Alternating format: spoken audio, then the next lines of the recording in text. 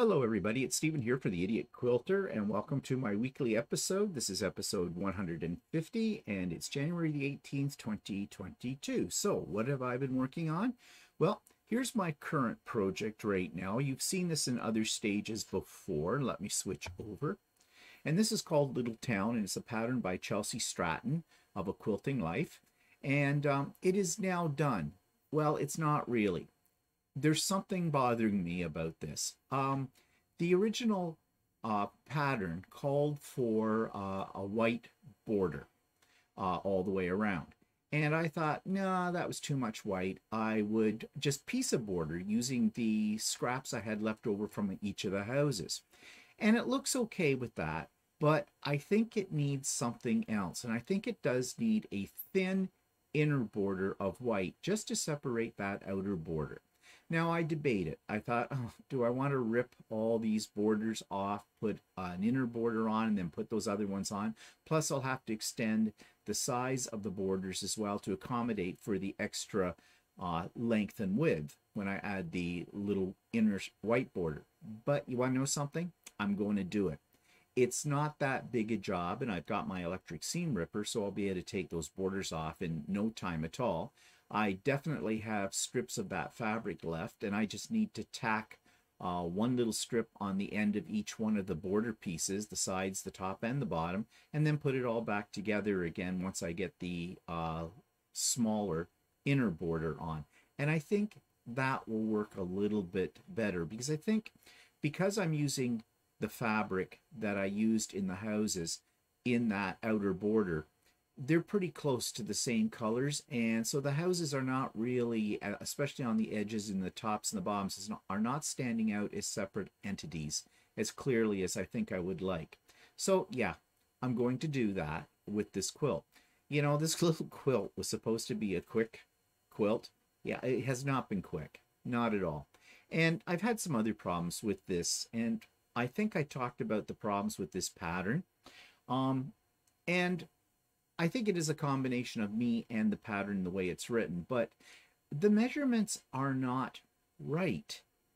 No matter what I do not get the finished block sizes the same size as what's called for in the pattern. I'm out by half an inch, actually by half an inch when you start putting them together. Now, I can fudge it, and I did, but it's just, that has been very annoying. And the other thing I found very annoying about this pattern was how much information was crammed into a small space. There were several different instructions all put in a series of sentences that went one sentence after another. I think it would have been better if those sentences had been broken up into almost like bulleted points. I would have found it easier to follow because it was so easy to miss information about, you know, cutting and things like that in the way that it was all kind of crammed together. Now, I have a feeling it was done that way to save paper, possibly to save printing expense as well, but nevertheless, I found that very confusing. Now, this is not to say that I would not order another pattern by Chelsea Stratton. I would, but I would know better next time that that's how she writes her patterns. The other thing too about this, and in the measurement parts, and this was my mistake, up here in this piece with the star in it, there's two white pieces of background attached to either side of that. Well, for some reason, again, this might have been the way I was reading the pattern, for some reason, I don't know what it is, I cut them too small. And I did not realize that until I had them already cut, already sewn on, and went to sew them onto the tree part. They did not work. There was not enough fabric on either end. So I added fabric. So there's an extra seam in here. Now, because it's all in the white and that, it's not really that noticeable. But that just kind of irked me about this as well. Now, that I am not saying is a problem with the pattern in terms of, did they give me the wrong measurements? No, they did not. That was just me. But again, it was because of the way, for me anyways. I mean, for other people, this might not be a problem. But for me, the way the instructions were written, sentence after sentence after sentence, with no break, in between, I got a little confused. Now, what I could do in the future if I hit something like this, again in another pattern, is very carefully analyze what I have to do and possibly write out my own bulleted points. I mean, it's an extra step, but then again, it would keep me from running into the problems that I had with this one. So in the long run, by doing that for me, this is just for me, my learning style, I guess, it would probably save me time. I wouldn't have to be ripping things out or adding pieces to it to make everything fit. So later today, what I'm going to do is I'm going to take those borders off. I'm going to add a narrow inner border of white and then put the borders back on. And then this will be completely finished. So next week, I will probably show you very quickly a comparison between this version of the quilt and the final version that I create. Okay, so that is one project I'm working on. Now, one that I got finished was this one. This is called Nine Sisters. And if you saw So Chatty last week, you saw this. I was using this to illustrate how to use a pantograph on my long arm. And I've had this UFO hanging around for a couple of years, I think, when I made it. I never got around to quilting it. Well, now that I have Lucey, no excuse. So I threw it on Lucey and I did this pattern you can see, and I'll blow it up a little bit for you. You can see that it is a fairly stylized version of feathers. It's very open, and that was very easy to do with the pantograph, as I said, and I think it looks pretty good on the quilt. And there is a lot of negative space in this quilt, so I wanted something that would fill that, you know, fairly densely, but not at the same time being so dense that it took away from, you know, the pattern itself. I added a kind of a scrappy binding to it. I had this dark blue, this is a dark blue navy border on the outside, and at first I was going to use something like one of these types of purples that are in here, but I found that that was just too dark on the outside edge. So what I did instead was I went and I found a jelly roll that had some oranges and yellow strips in it, and I just put those together and I used that as my binding for this. The backing on this is, well, I'll show that to you in a minute when I show you wide back fabric that I have purchased recently, because I used one of those packages for the backing of this. I always forget to take pictures of the back of my quilt. It's done. It's a good size quilt, and I'm not sure the exact measurements now. I can't remember, but it's a good size quilt, and I'm really pleased with the way it turned out. And of course, you can see that I did not cut off my points in most cases. Yeah, I think I was pretty good with that. So I'm very happy with the end result with this quilt. Okay, so those are two of the projects that I have been up to. And have I bought some more fabric? Oh, yes. I bought more of that old Canada 10th anniversary fabrics from Northcott. I love that line of fabric. And this is the 10th anniversary of this line. And I found a pattern that I really like that works with one of the panels. And I think I showed you the panel last week that I'm going to build a quilt around. Now I'm waiting for the pattern to arrive. I ordered it from a place out in BC called Dragonfly Quilts, and they are not too speedy on their shipping, regardless of COVID, I have found. But nevertheless, that was the one place where I could find the pattern. Northcott does not sell things directly. They sell everything to dealers. So this is a Northcott pattern that I want to do. But of course, I had to go to somebody that had it. And the only place I could find that had this pattern online, there may have been other places I didn't know about, but this was the only one, was Dragonfly. And so I decided, well, it's okay. I'm not making this quilt immediately, so I can wait for the pattern, and so it's on its way. But I will show you the just let me find it here, the fabrics that I'm using for this, and here they are. And so I bought more of these. This is the second lot. I got these from Lindley General Store, and it is a place here in Ontario that I have ordered from before. They're completely an online store, and they're really great. Their shipping is super fast. I think I got this within 2 days of my order, which is really good. Now, mind you, I live in Ontario as well, so I don't know. Probably in other parts of Canada it would take a little longer, but I was pleased that I got that fast. I had already bought some of these fabrics from Ultimate Sewing, so I just decided, well, I'd stock up on a few more to make sure I had enough fabric for this quilt once I get the pattern. Because when I bought the fabric originally from Ultimate Sewing, I wasn't really sure what I was going to do with it. I just like it. And you know me, if I like it, I buy it. So when I saw the pattern, I thought, yeah, but I'm not sure. I couldn't read how much fabric I needed for each. So I took the picture of the pattern, and I just kind of figured it out for myself and made sure I ordered enough of everything. And I will have extra. I know it, because it's not a huge quilt. But I'm really looking forward to getting that. And then my order, I did a pre-order at Whirls and Swirls back just before Christmas for wide back fabric. She was having a sale, great price. This is a company that puts these things together. They call Fit for a Queen. No comments, please. And they're in 3-meter amounts, and it's wide back, so they're 108 inches. And 108 or 120. I think they're 108.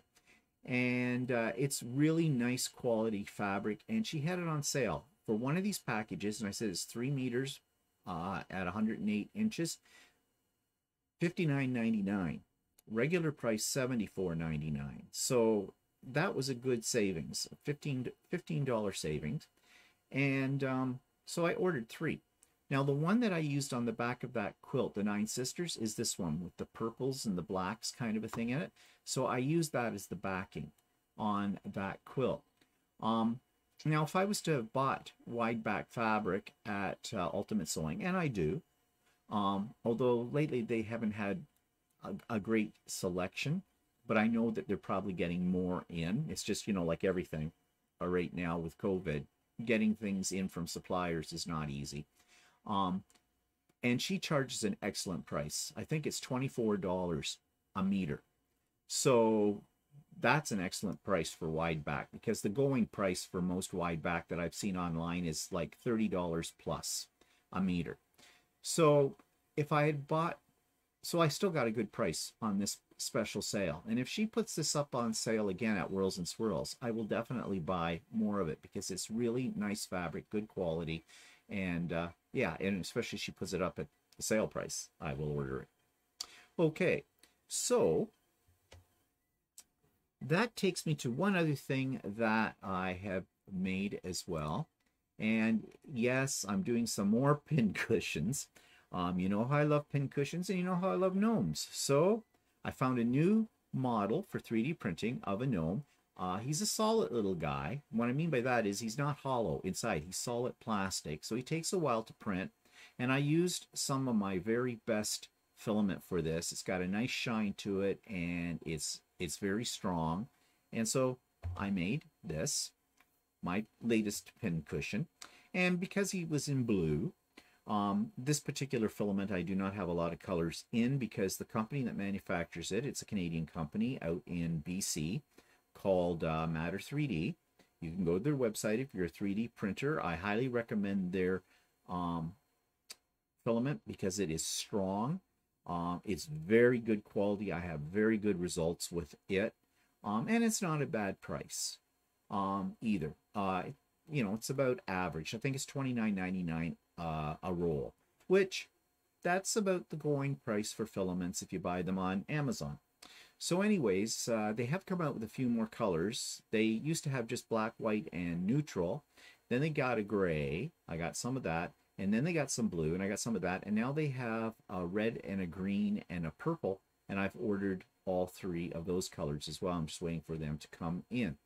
But anyways, that's what I made this little pin cushion out of, was their blue filament. And I decided to give them a little red nose. So I just used a paint marker. And the paint marker didn't take that well. I probably need to give them another coat quote coat. But anyways, they're kind of cute. So, and I've had a request for a gnome, because another person who loves gnomes, that is somebody I know very well. So I'm going to make her a gnome. In fact, I'm printing one off right now. I'm going to make her several, actually, in different sizes. She already has a gnome pincushion. I gave her one at Christmas time. So these are just gnomes for the sake of gnomes. I guess you can sit them around your house or whatever. So yeah. Okay.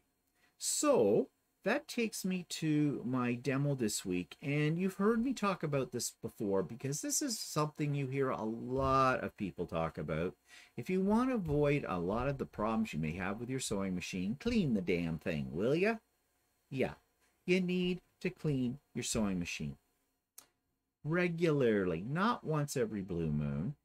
I clean my sewing machine after every major project, and so I thought I'd show you what my procedure is for that. So I'm going to insert a little video in here right now for you. Do you have a dirty little secret? We all have dirty little secrets, don't we? But you shouldn't have a dirty little secret sitting in your sewing room. And what I mean by that is, how often do you clean your machine? This is absolutely important, and I figured this out very early in my sewing career. You got to have a clean machine. It just makes it work better. It makes what you're putting together better. And it's going to avoid a lot of problems for you later on down the road. Now, I know everybody knows they're supposed to clean their machine, and your manual tells you you're supposed to clean your machine, right? Well, how many of us follow a strict regiment for that? I do. Yes, I do. Because I have had problems because I didn't clean my machine. And once you have a major repair job, and it's been because you've got huge killer dust balls in your machine, you will clean it on a regular basis. So I do. So I thought I'd talk just briefly about how I clean my machine. Well, the first thing I do is I remove the foot plate and the foot, and I take out the bobbin case, and I get in there with my little makeup brush from the dollar store. I have found this works the best of anything. Now, there's lots of different brushes you can get, and your sewing machine probably came with one. The one that comes with the sewing machine I usually find are useless, but I find something like this. It's soft, it's fluffy, and it picks up your dust. And I start at the top of my machine and clean this down the threading channels, right down onto the needle shaft as well, and you'll be surprised how much fuzz you pick up from that. And every few seconds, basically, I take this and I clean all the fuzz off and drop it into my garbage pail and carry on down. Now I get inside underneath the foot plate, and I run this all around the bobbin case holder, and anywhere I can get my brush down inside without, forcing it, and try to pick up bits of fuzz. And as the bits of fuzz come up on here, I take them off and put them in the garbage, because this will start to work against you. If it gets too much fuzz on it, then pieces of it will fall off and back down into your machine. And so what's the point, right? You're trying to clean all that kind of stuff out. So I do that very thoroughly inside. And then, okay, this one is controversial. Canned air. I give it a good little spritz with this down inside. Now, there are those who say don't use canned air because moisture comes out of this, because basically there is Freon or some kind of repellent in here, and it'll come out moist. And when you blow it down inside your machine, the little pieces of fuzz will get moist and start to stick in there and cause you problems later on. And yes, I definitely agree with that philosophy. However, I find if I, oops, well, that was good. Blew that right off. The little nozzle thing. Okay, little comedy there. I find that if before you point it at your machine, you give it a couple of quick blasts like that, then that excess moisture that does build up inside the can will blow out then, and then you're safe to go around with it. And I do that. Little short blasts. And if any fuzz pops up from there, I very quickly clean that up either with my brush or my hand or whatever, or a soft cloth, and get rid of that. I don't blow the bejesus out of the machine with this, just enough to loosen things up inside and see if I can catch a little bit of the fluff. Okay, after I do that, then I oil it. Now, you know there's a little wick down in there in the where the bobbin case sits, and you need only 1 drop of oil. So you give it a little drop of oil, and you will find that the oil will bead up a little bit. And if that's the case, I always take a nice soft cloth, and this is actually a cloth that I got when I got my glasses from the optical store. This is a soft cloth for cleaning glasses, so I use it, actually exclusively use this for wiping in around the holder for the bobbin case. It may not look dirty, but there is residue in there, and you'll get that. It'll pick it up on this cloth. Now, I told you a little bead of oil might pop up off the wick, so I use that to my advantage. I just wipe around that, wipe up that little excess piece of oil, and with that oil on the cloth, I use that to go around on the inside of the bobbin case holder. Sometimes I will add just a drop of machine oil to the edge of my cloth and go around it as well. Now, you don't want to saturate this. It's just to pick up the dirt, and you will see the dirt. And depending on how much gets on your cloth, you may want to just go to another cleaner spot on your cloth and continue to wipe around. And I sometimes wipe down the needle shaft as well, the needle bar, and in around any of the metal pieces that are exposed under that foot plate as well. I also will clean the bobbin case itself, doing the same thing. I'll take the little soft brush to that, clean out any fuzz, and also clean with just a drop of oil in around the inside of that little bobbin case. Now, do watch the edges of your bobbin case where the little silver thread, I don't know what you call them, the little pieces of steel that hold the thread in, and just check to make sure no little bits of fuzz have caught under there. You can usually just take your air can and blow those out if there is anything in there as well. At least that's what I do. So that's essentially all I do to keep my machine clean. If there's gunk on my needle, I will use a little rubbing alcohol and just wipe down the needle as well. That may have come from doing some kind of applique with a fusible or with steam-a-seam or something like that. And I just take a piece of scrap batting and wipe the dust off the exterior of the machine as well. I don't use any cleaning products or anything like that. I find that is enough to keep my machine looking like new. So that's what I do to clean my machine. I'm sure you have your own method, but I guess the bottom line here is clean it, keep it clean, and it will give you no problems for a long, long time. Oh, and just an addendum to this, do make sure you take your machine in, if you're using it a lot, at least once a year to a year and a half into your dealership and have it serviced, because they'll take it all apart and really clean out the parts you can't get at. And that's also good preventative maintenance. So it's not a hard job. Do yourself a favor. Give that machine a good cleaning. You will be happy with the results. Also, change your needle. If you've had the same needle in there for a year, you're well overdue for changing your needle. Again, another thing that is simple to do, but if you do it, it's going to alleviate a lot of potential problems.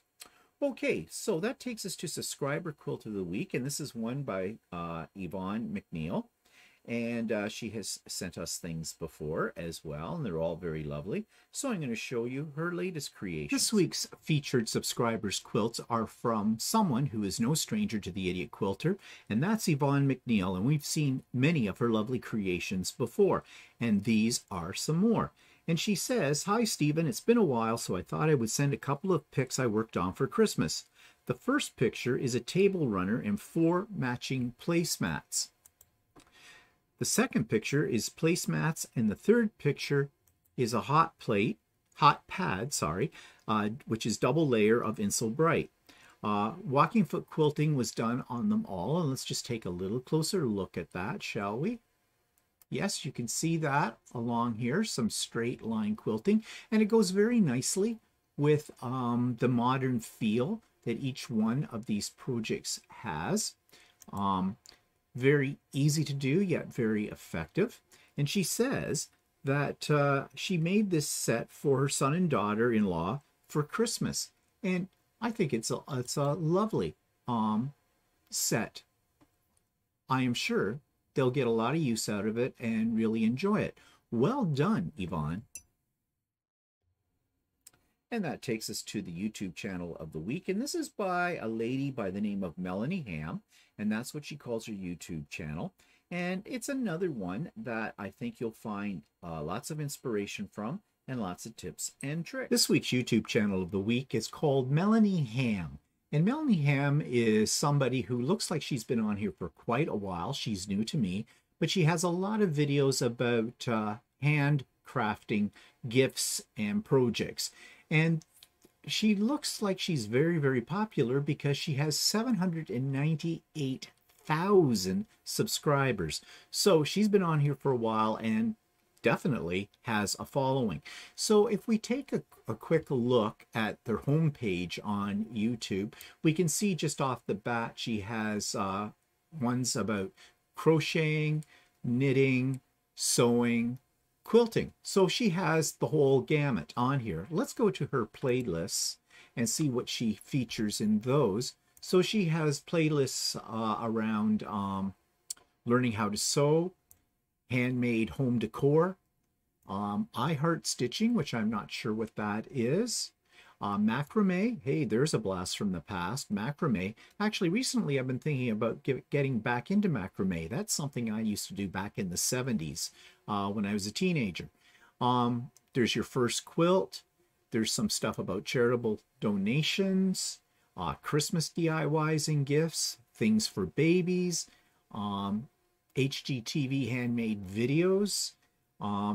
Yeah, lots of things. Crafting, bridal showers, home decor, which I've already mentioned. So she has a lot of ideas here, or a lot of videos about different things that you can make.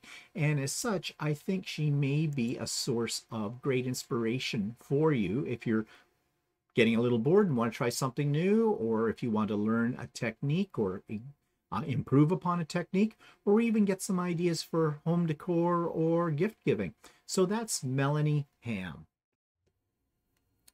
So what's on my vision board this week for a future project? Well, this one's called Showering Stars, and it's by Robin Pickens. I bought this pattern recently. It's available on Amazon and on her website as well. And it's a PDF. You can get it in printed copy form, or I love getting PDF because it's instantaneous instantaneous gratification. Because I can download the pattern and I don't mind printing it out. That's fine. So I did. This one I saw on, I think it's called the Quilting Stream with Chip, which is a relatively new YouTube channel. I think I reviewed it a few weeks ago. And he was showing this pattern and I thought, wow, when I saw it, I thought Christmas. And you'll understand why once you see what I'm talking about. This week's quilt pattern on my vision board is called Showering Stars Quilt Pattern by Robin, and I have to find her last name. I think it's Pickens. Robin Pickens. And I saw this on another YouTube channel, and when I first saw it, I thought, Christmas. This would look great in Christmas fabrics. It's got a real feel to it with the stars of like being Christmas ornaments or something like that. So I went looking for it, found it, and I bought it. And it's a downloadable PDF pattern, which was great because I love those kind of things because it's instant gratification. And it does say this is Jelly Roll friendly, which is very apparent. And the other thing that caught my eye is it's got a very modern feel to it as well. There's a lot of negative space in the background for doing all kinds of free motion quilting if you wished, or even just a pantograph, or you could just do straight line quilting for that matter as well, which would probably enhance the little triangles, the flying geese on here, and the strips as well. So I'm going to work on this, and I think this will be the second or third quilt that I'll work on this year. And I'll have to select my fabrics very carefully, but I think I have enough Christmas fabrics in my stash that I can do this with. Now, I was discussing this on Stephen and Walter Live last week, and one person suggested that this would make a great 4th of July design, which is true, but since I'm Canadian, we don't have 4th of July, but instead of using stars, I could adapt this pattern so that I could use maple leaves, and it would be great for Canada Day here in Canada. Also, she would also suggested, this individual, that it might look good as fireworks. Just use the same design, but pick some very bold, sparkly maybe fabrics. And so, yeah, I thought that's also a good idea. So really, this one pattern has the potential for making several different quilts that, although it's the same pattern, would all look very, very differently depending on the fabrics that you picked. So I'm looking forward to getting to work on this one at some point in time. And once I do, I will show you my progress and I will show you the final product. You also find in the show notes below the link to this week's The Idiot Quilter Presents Musings. And this week I talked about, well, I call it getting stroked. Get your mind out of the gutter. What I meant by that is we as quilters like to show off what we have made.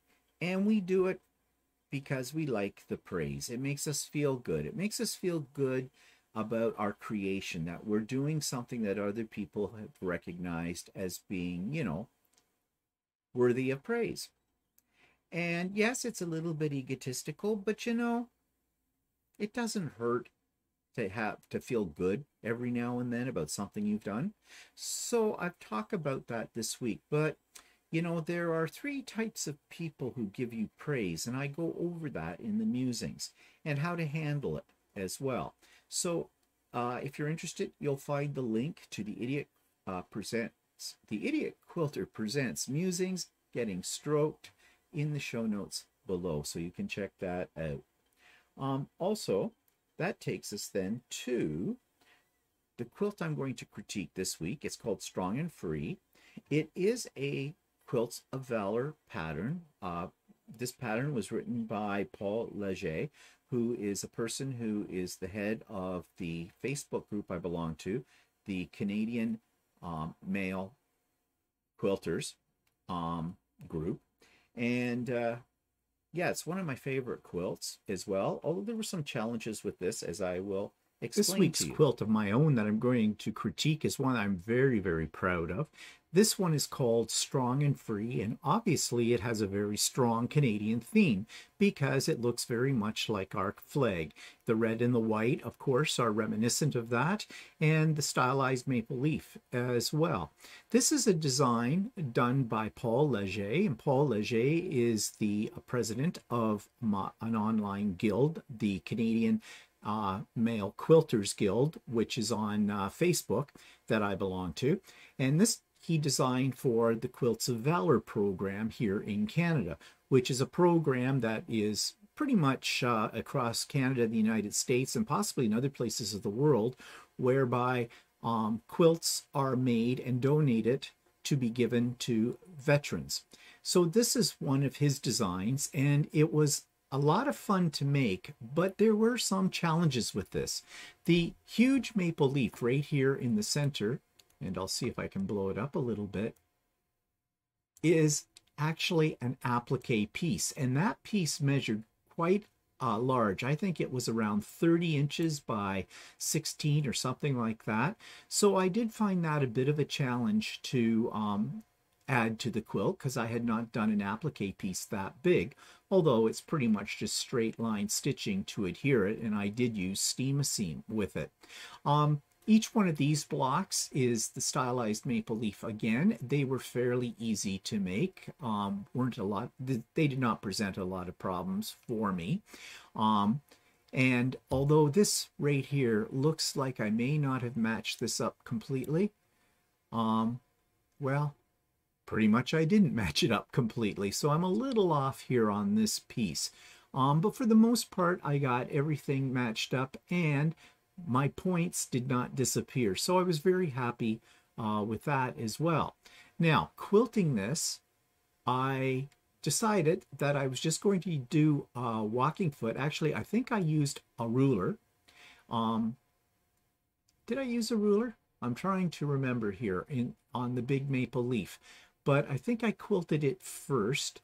And yeah, I think I just used a walking foot and just followed around, echoed lines about 1/4 inch apart from each other.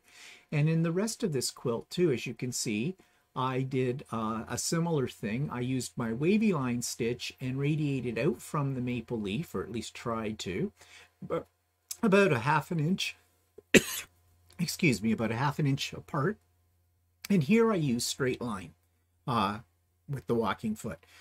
So overall, I was very pleased with the way this quilt turned out, and it now sits on a chair in my rec room. So, all ready for Canada Day. Now, since I was talking about Quilts of Valour, I thought I would go to their website and show you what they're all about. Also, they do have an online store as well, and it's for a worthy cause. So anything you buy from there, anything you create, anything you send to them, goes to veterans. There are branches of the Quilts of Valour here in Canada and in the United States. I'm not sure if they're in other places of the world, as well. But this is what the online store that I am reviewing this week's week. Quilt store online is actually a very unique website. I already talked about the quilt of mine that I made called Strong and Free, which was designed by Paul Leger, and he designed this for Quilts of Valour, the Canadian Society branch of it. And Quilts of Valour is basically a group that donate quilts made by anyone who wishes to make a quilt to veterans. And so I thought it would be very appropriate, since I already talked about one of their patterns that I have done, that I talk a little bit more about the Quilts of Valour program as they show it on their website. So this is the home page, and you can see they have pictures, a picture gallery going by showing various quilts that have been donated to different vets. And they all look very pleased to get it. And from what I've heard from vets that I know, when they receive one of these quilts, it just lightens up their whole life, which I think is a really nice thing to do. So they have more though on their site. You can get details if you go who we are. Here they explain the whole site and how the program works and their mission statement, etc. Then they go into more detail as to what they do. And they have a resource file as well, or clickable block. They have videos on National Sew Day. So again, this gives you some insight into, looks like, the designers and people who make these quilts, and even some tips and tricks for making Quilts of Valour. Quilts of Valour quilts is what I mean. They have different types of blocks. The hug block. It's not really going anywhere there. Hug block patterns. Okay. I'm not sure what these are supposed to do. They're not really working, those links. Free pattern download. That doesn't work either. Long arm patterns. That doesn't work. Long arm support. Okay, so, oh, that one works. Oh, wait, here we go. Okay, I guess it's just a time thing. So let me just go back to this again. Sorry about that. I didn't realize it took that long to load. There we go. Okay, so this is the Hug Blocks. A 10th anniversary Hug Blocks quilt. It was in 2019. So they show you the different blocks that you can purchase. I believe you purchase some, they're about $5. It's a little kit. It comes with the fabric. And yeah, you can click here to order. And everything ships for free regardless of quantity. Well, that's nice to know. They have a fabric bundle, greeting cards, fabric you can get as well for all of these. These are done in the colors that they want you to do the quilt in. Looks like an applique bundle. And patterns. And this is the pattern that I did. So here's where you can get this. So the link for this website is in my show notes. So you can go there if you're interested in purchasing that particular pattern. And they have other patterns here as well. Glorious and Free. This particular one, I did that as well. And that was by Brandy, the Quilter on Fire. And there's lots of really nice patterns. Now, the idea here is that you purchase one of these patterns and you donate the finished quilt back to the Quilts of Valour so they can send it off to a vet. So I think it's well worth checking this out. You're doing something that is very positive for our veterans. And at the same time, you're creating a beautiful quilt. So you could make one for a vet and make one for yourself as well. We already know that shipping is free for anything that you buy here, which is nice. And they do have videos and things that you can check out. You can also donate if you wish, as well, because this is a not-for-profit organization. So that's Quilts of Valour, Canada Society. Go and check it out. So that's it for this episode of the Idiot Quilter. I hope you got something useful from it. If anything, I hope I kept you entertained while you're maybe doing some sewing yourself. And yeah, so I hope you have a creative week. I hope you're safe. I hope you're happy. And I hope to see you next week. Bye-bye.